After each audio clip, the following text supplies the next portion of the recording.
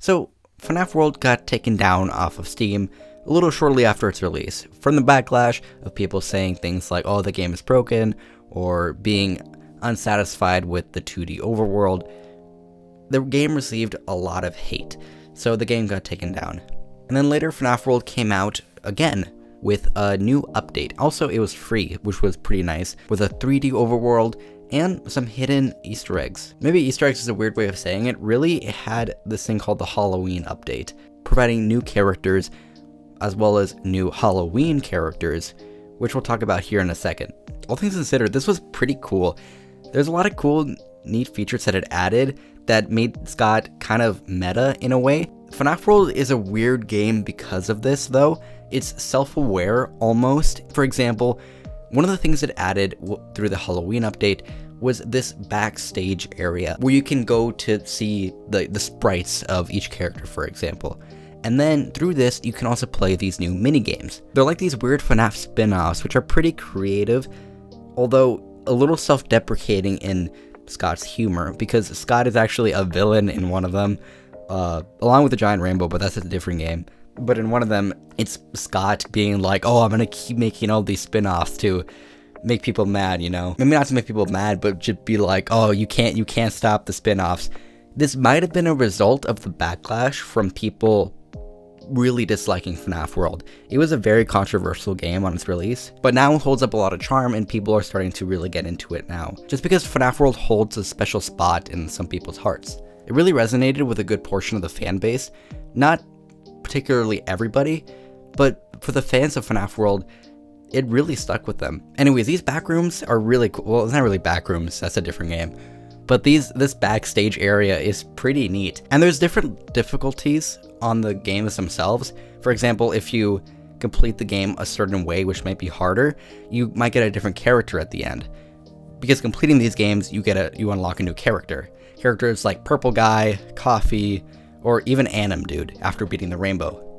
But you have to beat it in a specific way because there's a few different kinds of characters you can get, which I think is pretty neat because it's not necessarily a difficulty sense, it's just a different path which creates a new kind of difficulty. And these are very overpowered characters too. Like this makes your playthrough very fun, being able to use these powerful characters. Also, the designs of these characters are awesome.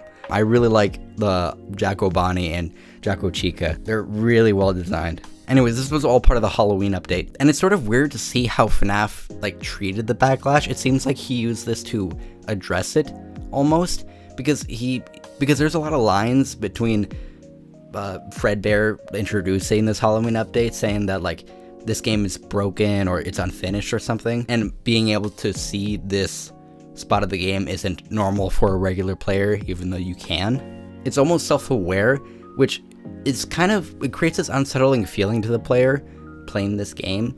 It almost feels like it knows it's a FNAF World game, you know, a FNAF franchise spin-off, which it is. And that kind of level of self-awareness hasn't really been present before that. Yes, there have been elements of lore through mini games or just hidden Easter eggs, but nothing to realize that it knows it's a piece of media. And I think maybe that's why FNAF World got decanonized.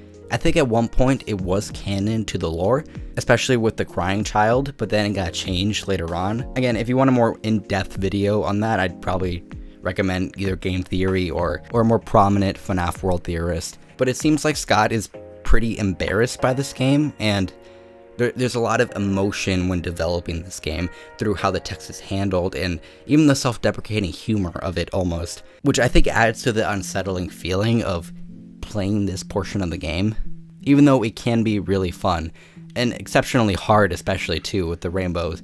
I still haven't gotten those characters because of that. Maybe I'll do a video one day going through the Halloween update more in depth in terms of playthrough wise, because information wise, that's basically it. I mean, there's all these new characters that you can get, Halloween skin designs. You can only really access this area after beating Anim Dude in hard mode, after basically completed the game, but you can access it from the start by glitching through this area in the beginning.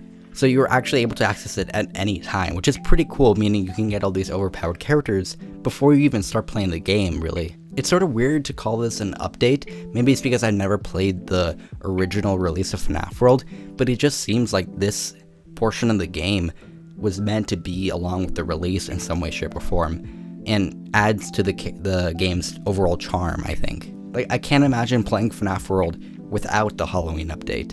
Again, FNAF World's release was a very controversial release due to how it divided fans, but I think nowadays, looking back at it, it's overall charming. Not to say that I very much enjoy playing the game, because I'm really not in love with it, but I think for fans who are, it's an important game. It meant a lot to the community with lore and also just game mechanics, and it was very creative in its storytelling. FNAF as a franchise had always been pretty unique in its presentation of story, not focusing on how easy to understand it is, but really being like a puzzle for a community to solve, which I always really appreciated, and I think made FNAF as a franchise popular.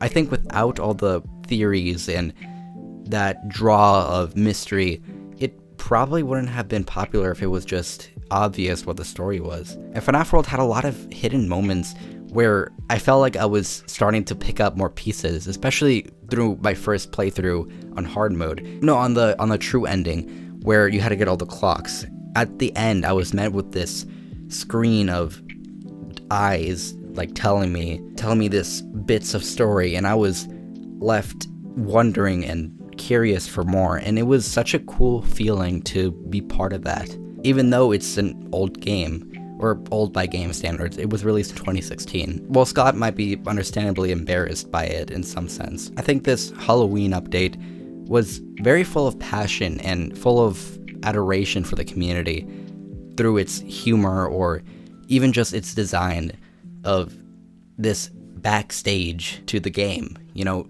holding all the sprites that you can interact with and playing these mini games that are very unique. Like, this hasn't, like, some of them have even voice lines, having airplanes or fighting this magic rainbow. They're creative, and even though not everyone loved FNAF World, you can't deny the impact that it had on FNAF as a franchise.